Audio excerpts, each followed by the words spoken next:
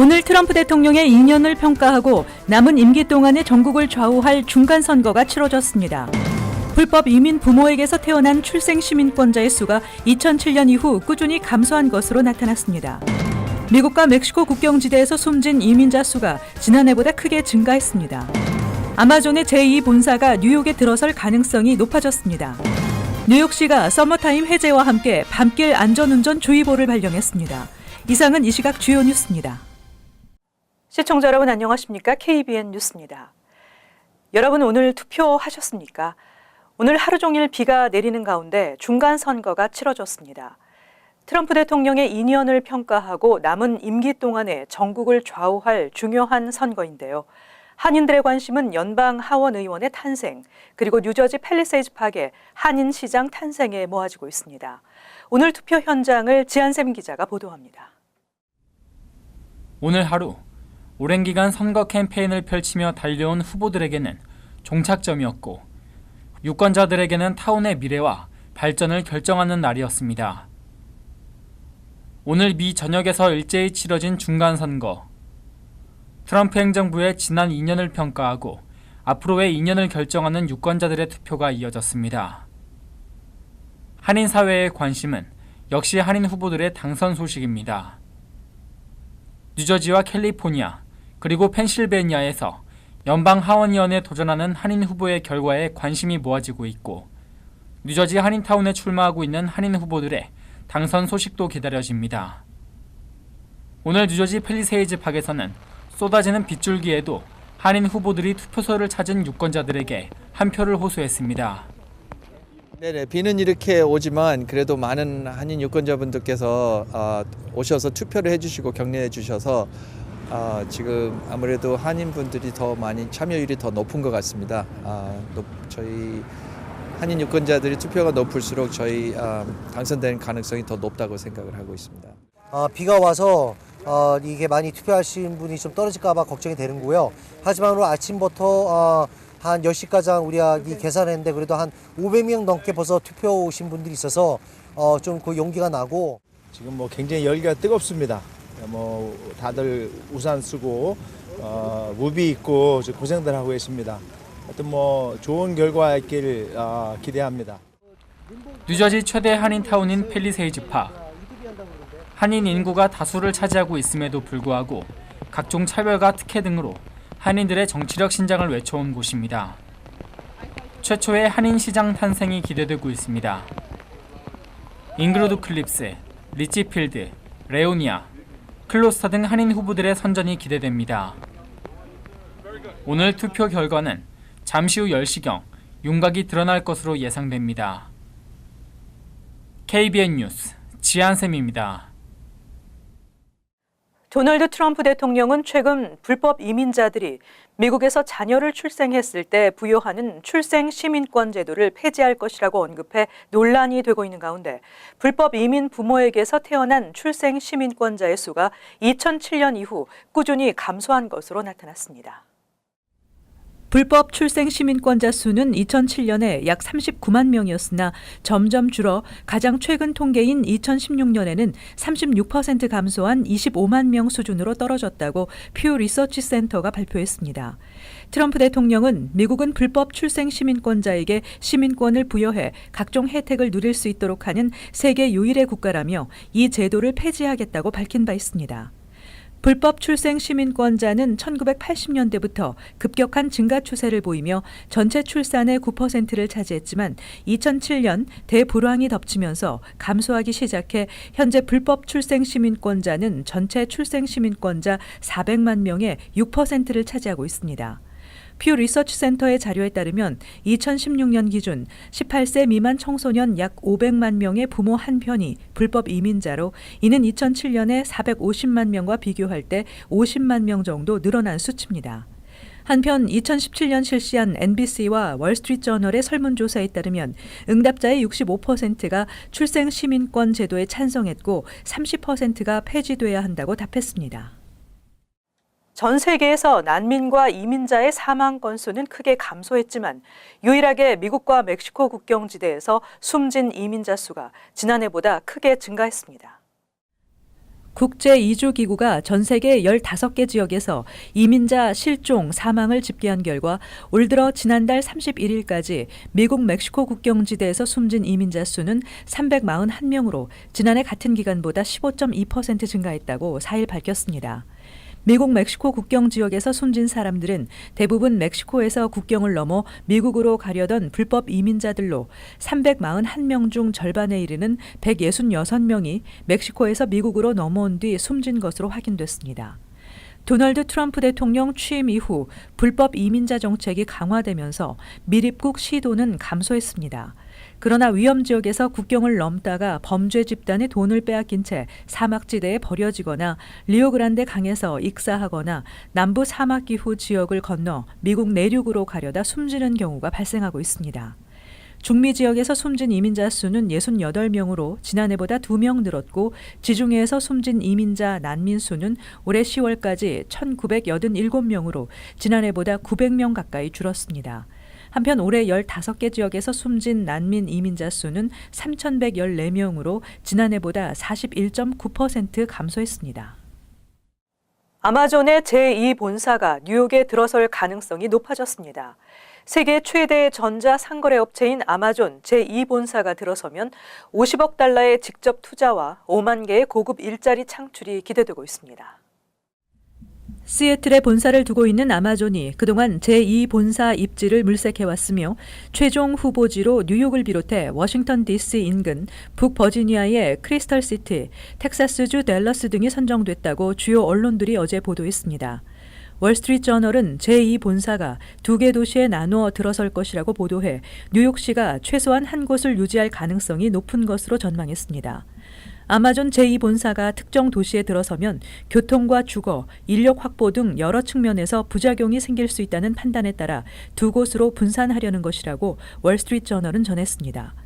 아마존 제2본사 유치 전에는 미국과 캐나다에서 238개 도시가 제안서를 냈습니다. 현재 뉴욕주는 아마존과 계속해서 제2본사 유치를 위한 대화를 하고 있는 것으로 알려졌으며 아마존은 빠르면 이번 주 최종 결과를 발표할 예정입니다. 실업률이 반세기 만에 최저치를 기록하면서 완전 고용 수준을 유지하고 있지만 미국의 중산층의 삶은 더 힘들어져 가고 있는 것으로 나타났습니다. 특히 뉴욕 등 대도시의 중산층은 생활 유지가 더 어려워지고 있습니다. 진보 성향 싱크탱크인 제3의 길이 최근 발표한 자료에 따르면 전국 평균 62%의 직업의 소득이 중산층의 삶을 살기에 크게 부족한 것으로 나타났습니다. 전국 평균 38% 직업만이 중산층 혹은 그 이상의 삶을 살 수 있었습니다. 연소득 기준 미국 내 직업의 30%가 성인 1명의 생계 유지조차 곤란했고 직업의 32%는 생계를 겨우 유지할 수 있는 정도의 수준인 것으로 나타났습니다.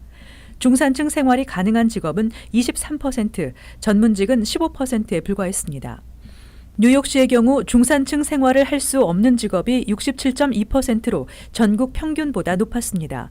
생계 유지 곤란 직업이 37.2%, 생계 유지 직업이 29.9%, 중산층 직업이 17.8%, 전문 직업이 15.1%로 전국 204개 도시 가운데 중산층으로 살 수 있는 기회 지수에서 135위에 이름을 올렸습니다.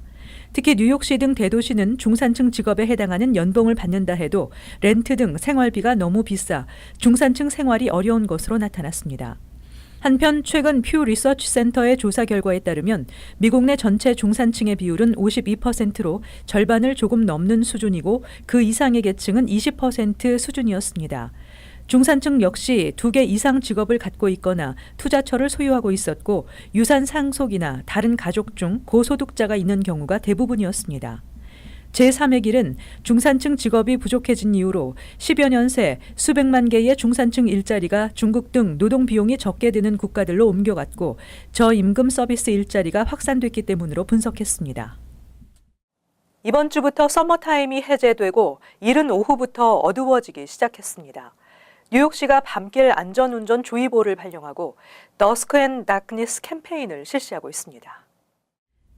뉴욕시는 서머타임 해제 후 일찍 어두워지는 만큼 안전운전에 주의할 것을 경고하는 더스크 앤 다크니스 캠페인과 18세에서 25세 운전자를 대상으로 한 얼라이브 앳 25 실시 계획을 발표했습니다.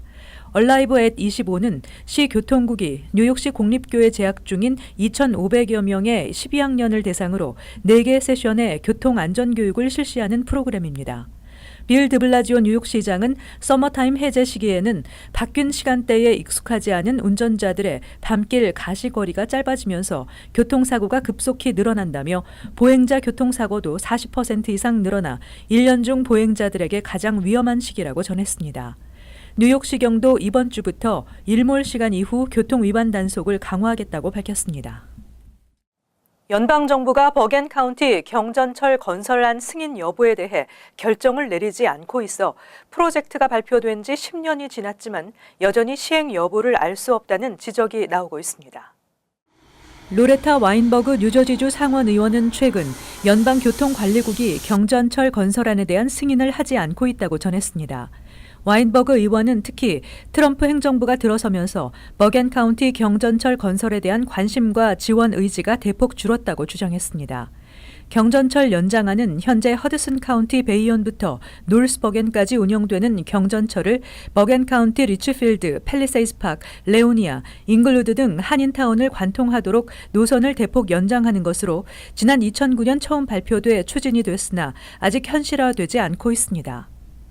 와인버그 의원은 베이온에서 노스버겐까지 이어지는 현재의 경전철을 개발할 당시에는 연방정부가 예산의 70%에서 80%를 지원했지만 지금은 달라졌다고 밝히고 버겐 카운티 경전철 건설 비용으로 추산되는 약 20억 달러 중 절반을 뉴저지 주정부가 부담해야 하는 상황이라고 주장했습니다. 이와 관련해 뉴저지 트랜짓 측은 연방정부와 계속 협의 중이라는 입장을 밝혔지만 구체적인 진척 상황은 언급하지 않으며 경전철 건설 재원 마련 방안에 대해서도 공개하지 않았습니다. 한편 연방교통관리국은 뉴저지 트랜짓이 경전철 관련 연방 예산 지원을 요청한 적이 없다는 입장을 보여 혼란이 커지고 있는 상황입니다. 유학생들의 OPT 취업이 10년 연속 급증세를 이어가고 있습니다.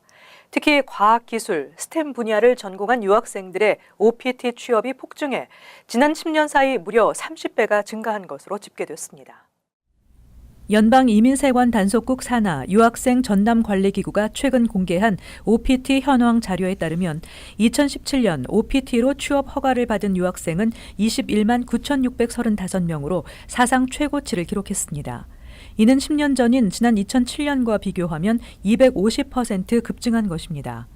유학생 전담관리기구에 따르면 2007년 이후 유학생들의 OPT 취업은 매년 가파르게 늘고 있으며 10년 연속 급증세를 이어가고 있습니다. 특히 과학기술 분야 스템 유학생들의 OPT 취득이 급증하고 있습니다. 2017년에 OPT를 취득한 스템 유학생은 6만 410명으로 집계돼 전년의 4만 명에 비해 50%가 급증했으며 2012년보다 무려 30배나 폭증했습니다. 2011년 스템 유학생의 OPT 취득은 단 2건에 불과했습니다. 한편 트럼프 행정부가 스템 유학생들에게 H-1B 추첨 우선권을 부여하는 방안을 추진하고 있어 스템 유학생들의 H-1B 독식 현상은 앞으로 더욱 심화될 것이라는 예상입니다. 따라서 앞으로 한국 등 해외 학위 취득자나 비스템 분야 전공자들의 H-1B 비자 취득은 더욱 어려워지게 될 전망입니다. 미 대학별 OPT 취득 건수를 보면 뉴욕대 유학생들의 OPT 취득이 6,199건으로 가장 많았고 노스이스턴 폴리텍 대학이 6,060건으로 뒤를 이었습니다. LA 지역 USC는 유학생들의 OPT 취득이 세 번째로 많은 5,844건이었습니다. 경기도 평택의 농특산물 브랜드 슈퍼오닝 특판전이 오늘부터 H마트에서 열리고 있습니다. 오늘 뉴저지 리치필드점에서 열린 테이프 커팅식에는 평택시와 H마트 관계자들이 참석해 평택 명품배의 미주 진출을 축하했습니다. 보도에 지한샘 기자입니다. 경기도 평택의 명품배를 오늘부터 뉴욕과 뉴저지 H마트에서 만나볼 수 있습니다. 오늘 오후 H마트 뉴저지 리치필드점에서 열린 평택 슈퍼오닝 신고배 판촉전 테이프 커팅식에는 이종호 부시장과 권영하 시의회 위장 등 평택시 관계자들과 H마트 임직원들이 참석해 명품 평택배의 미주 진출을 축하했습니다. 저희 평택 슈퍼오닝 배는 당도가 높고 육질이 단단하고 육즙이 많아서 아마 뉴욕에 또 뉴저지에 계신 우리 미국 분들이 아마 고향의 맛을 느낄 수 있는 그런 아주 훌륭한 배라고 생각합니다. 저희가 이 배를 만들기 위해서 여러 가지 농업기술센터와 농업기술지도뿐만 아니라 이 배를 좋은 배를 생산하기 위해서 여러 가지 영농시책을 기울이고 있습니다. 그래서 미국에 계신 우리 교포분들께서 맛 좋은 한국 배를 맛보실 수 있도록 심혈을 기울여서 그 배를 재배하고 있다는 말씀을 드립니다. 평택의 슈퍼오닝은 2006년 평택시가 지역 농업인 농협과 공동으로 개발한 농특산물 브랜드로 평택시가 품목을 선정하고 재배 매뉴얼을 제작하여 종자 선정부터 유통 과정까지 철저하게 관리하고 있는 명품 브랜드입니다. 평택 슈퍼오닝 신고배는 평택 지역 730여 농가에서 정성으로 재배한 과즙이 풍부하고 당도가 높은 프리미엄 농산물입니다. 평택 슈퍼오닝 신고배 특판전은 오늘부터 열흘 동안 뉴욕과 뉴저지 H마트 전 지점에서 열립니다. KBN 뉴스 지한샘입니다.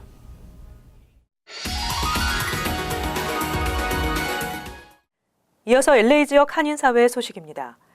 LA 지역에 숨어있는 한국 문화재와 역사 자료를 찾는 행사가 시작됐습니다. 한국문화재청 산하 국외 소재 문화재단은 독립기념관과 LA 한국문화원과 함께 오늘부터 일주일 동안 재외동포가 소장한 한국 문화재와 역사 자료를 찾고 재조명하는 미국 속의 한국을 찾습니다 행사를 개최했습니다.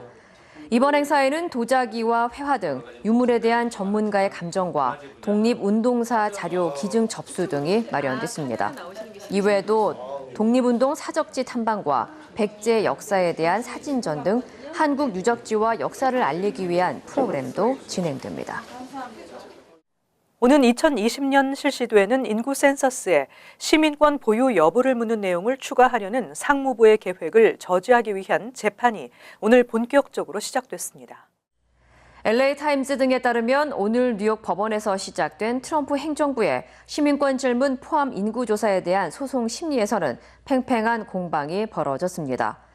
뉴욕 검찰 측은 센서스 조사에 체류 신분 관련 조항이 포함될 경우 소수계 커뮤니티의 센서스 응답이 저해될 것이라며 이는 인구 현황 왜곡으로 이어질 것이라고 주장했습니다.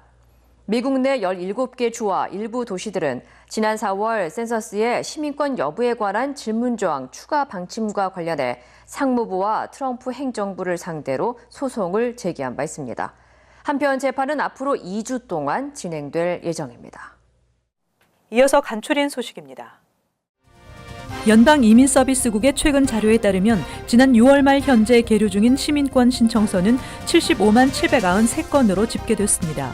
지난해 12월 31일 현재 적체 건수 72만 9,400건과 비교하면 2만 1,000여 건이 늘어난 것으로 오바마 행정부 시절과 비교하면 23만여 건이 더 많은 것입니다.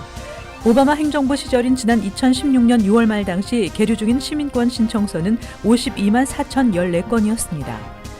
5일 퀸즈 지역에서 스쿨버스 관련 교통사고가 잇따라 발생해 최소 13명이 부상을 입었습니다. 뉴욕시 소방국에 따르면 사우스 오존팍, 린덴 블러바드와 134스트릿에서 스쿨버스 사고로 4명의 아이와 4명의 어른이 부상을 입었고 자마이카 207스트릿과 힐사이드 애비뉴에서도 스쿨버스에서 사고로 5명이 경상을 입었으며 87 드라이브와 139스트릿에서도 스쿨버스 사고가 발생했지만 다친 승객은 없는 것으로 알려졌습니다. 내년 2월부터 뉴욕시 각 공립학교의 교사를 비롯한 교직원 등의 임금이 2% 인상되고 2020년 5월부터는 2.5%, 2021년 5월에는 3%가 각각 단계적으로 오릅니다.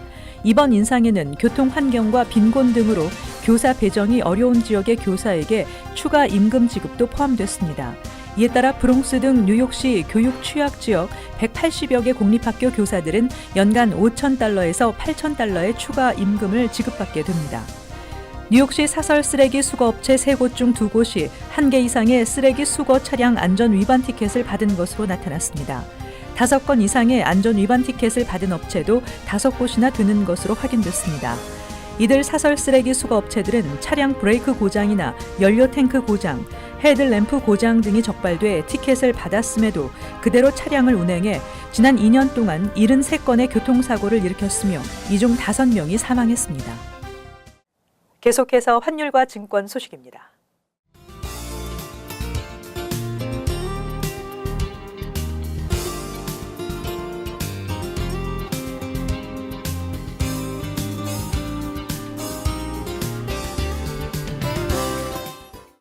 끝으로 날씨 전해드립니다. 수요일은 대체로 맑겠습니다. 낮 최고 기온은 60도, 섭씨 영상 16도, 밤 최저 기온은 43도, 섭씨 영상 6도. 목요일 대체로 맑겠습니다. 금요일 흐리고 비가 예상됩니다. 이상으로 KBN 뉴스를 마칩니다. 시청해주신 여러분 고맙습니다.